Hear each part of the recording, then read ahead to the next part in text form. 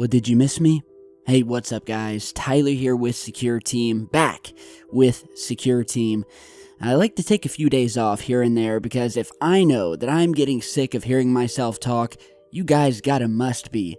So here I am, back to it, ready to jump back in the seat, and in today's video, what we're going to talk about links directly to the recent interview I did just a few days ago on Fade to Black with Jimmy Church. For those of you who don't know, Jimmy Church, well-known man, not only hosts his show Fade to Black, but also hosts the more well-known Coast to Coast. And, well, we've got some exciting news coming up regarding that very soon, but we did this interview, my very first interview ever, and I chose to do it and gave it to Jimmy over on Fade to Black, and in my opinion, and from what I've been hearing from everyone who watched it, it went great, and I was really happy for that. I really opened up, and we talked about a lot of interesting things, and so the point of today's video is due to some strange things that happened during that interview, that looking back afterwards, seemed a little bit more, I guess you could say, deliberate than they did at the time. At the time, they seemed a little bit more just like mundane, strange occurrences. And I've been speaking with Mr. Church over the past couple of days, and he definitely thinks something was going on here. So here's what I'm going to do. I'm going to give you a brief rundown of what we were talking about during this portion of the show, and then I'm going to play you the clip so you can see exactly and listen to exactly what had happened. So if you haven't watched that interview, it was just 2 hours, and I'll put the link to the full interview down below. If you haven't seen it yet, go and check it out. But there was a certain point in the video where Church wanted to run down a list of 10 of my favorite UFO or alien-related videos. 10 videos that I've posted on the channel and that were my favorite. About this sighting or that incident, what would I pick? And it had to be videos based on something that I felt would truly change a skeptic or a newcomer to this topic into a die-hard believer. So I put together the list of 10 videos, I emailed those off to Jim before the show, and the show got started. And it wasn't until about 3/4 the way towards the end of the show that we were discussing some of these different videos. We didn't get to all 10, but one of the 10 that we did get to was, as I said in the interview, one of my personal favorites because it was so mind-blowing, so many things happening behind the scenes, that this is the stuff that makes me get up in the morning and wants me to continue this channel, proving that this cover-up exists, and this video does. So if you haven't seen it, if you've been with me a long time, you'll know what I'm talking about immediately. But if you haven't, well, what we were talking about at this certain point in the list was a video I posted entitled, quote, "Pilot Silenced After Releasing UFO Footage Online." And I posted that back in early 2017, and just like the title, it was about a pilot who had contacted me, him and his wife, who had worked for a private jet fleet in Texas, where they would work on the jets, do maintenance, fly them, and would basically fly these corporate people around in said jets. They even sent me a couple of pictures, one of which had my logo duct taped to the side of one of the jets, just to prove how serious they were, and that they weren't just, selling me a bunch of nonsense. So they told me that they had some really amazing UFO footage that they'd captured on one of these private jets. They sent the footage to me, and sure enough, what I got was a very strange piece of UFO footage of what could only be described as a glowing, diamond-shaped UFO or craft that had been trailing along with them miles in the distance, where we get a view of the actual cockpit while they were flying the plane. His wife appears to be a stewardess on the plane, and they pan out the window and give us this beautiful shot of what I described as something that looked very similar to the Cash Landrum UFO incident, where in that case, another big, bright, glowing, crystally looking diamond came down and literally melted the steel off the bumpers of the cars. So look into the Cash Landrum incident when you have time. But they give us this beautiful shot, diamond UFO out there in the distance, Amazing footage, and they had much more like it. I just hadn't gotten to it yet. This was one of the first pieces they sent. So he sent me that piece of footage, as well as another piece of footage from the moon, which you're going to hear about in this interview. And long story short, like I said, you're about to hear more about this. This pilot was suddenly cut off after he was basically threatened that he would lose his job if he didn't stop putting out UFO footage from these planes. I never heard from the guy again, and that's where we were in this interview, where I was just about to announce some very big news regarding the getting a hold of this guy once again after years, and what had occurred afterwards. And just as I was doing that, things started to get strange with the audio and the equipment during the interview, almost as if someone was listening and did not want me to speak on what I was about to speak on. Diamond-shaped craft had Black Hawk helicopters following it, so I immediately thought about that sighting, and in that video we have this blue glowing diamond, and I thought, wow, this is amazing, and they recorded it for a good few minutes. Yeah, it's pretty nutty. In, zooming out. Right. So then he sends me another clip, one of my other favorites. I mean, this guy, if I could just lock him down, and if he will just stop disappearing on me, this guy could run my channel single-handedly just with the footage he sends me, because it's that good. Because the very next piece of footage he sent in was from something he had captured through his telescope on our moon. So it says, Tyler, I zoomed up close on the moon with my telescope. Take a look what I caught slowly moving across the surface. I take a look at the video. It's zoomed in very close. You can see the detail of the crater. He must have had a really nice telescope.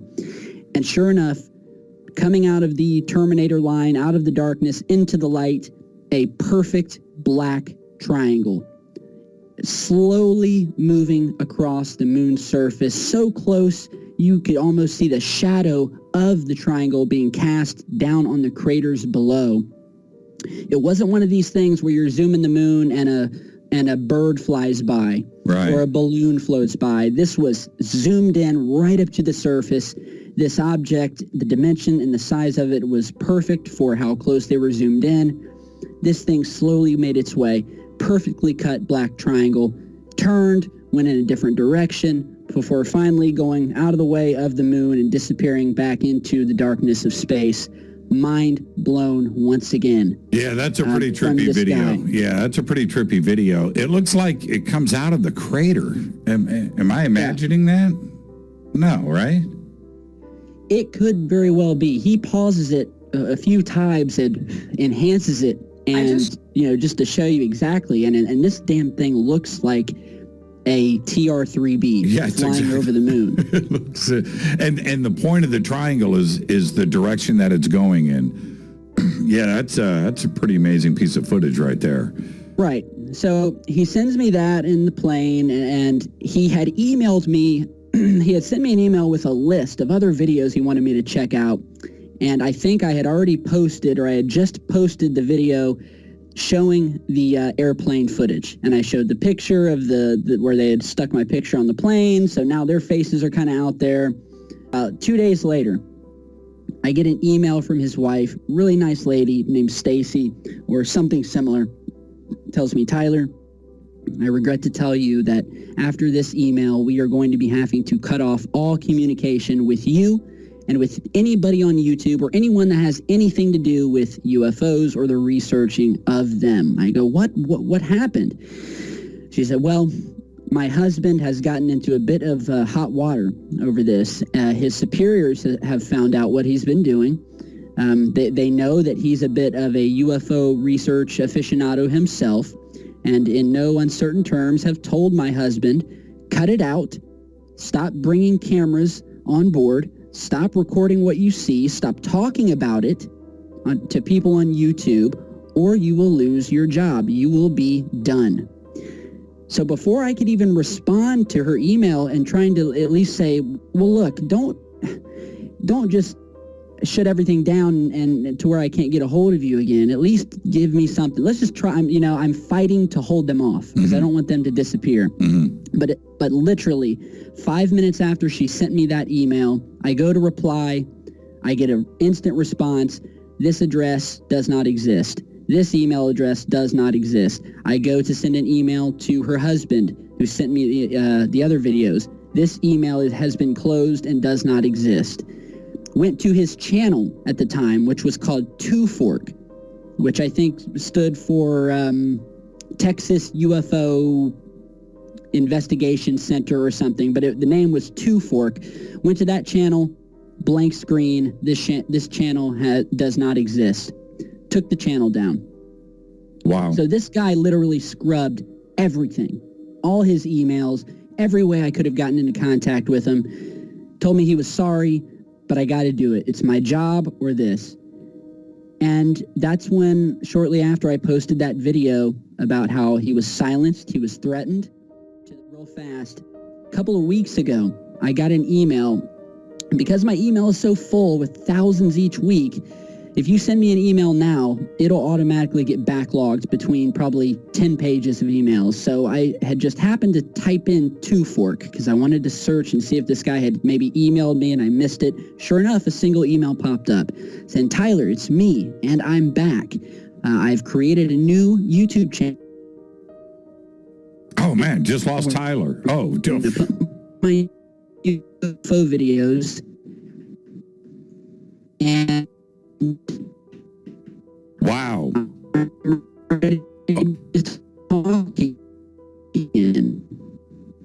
Okay, we got some crazy interference right now, Tyler. Still there? That is pretty trippy.